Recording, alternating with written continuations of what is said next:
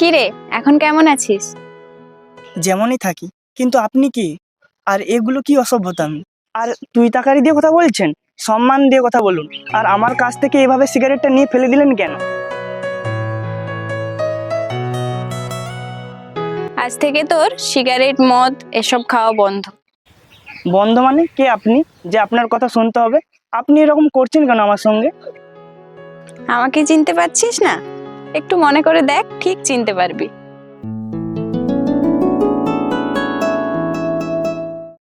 এই না না, চিনতে পারছি না। কে বলুন তো আপনি? দেখ, পুরো নেশাটাই মাটি করে দিল।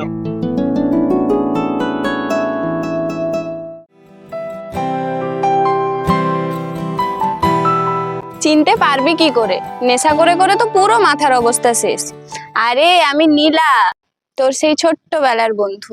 মনে আছে আমি বাড়ি যাওয়ার দিন তুই কি কান্না করেছিলি? তার জন্য আমরা দুদিন থেকে গেলাম মাসি বাড়িতে। ও, তুই সেই নীলা? ও মা, তোকে তো চেনাই যাচ্ছে না। শহরে থেকে থেকে তো একদম সুন্দরী হয়ে গেছিস।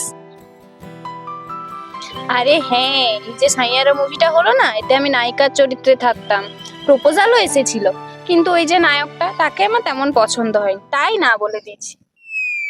হ্যাঁ, কি বলিস রে? হ্যাঁ রে। তারপর তোর কি খবর বল? গার্লফ্রেন্ড পটিয়েছিস নাকি?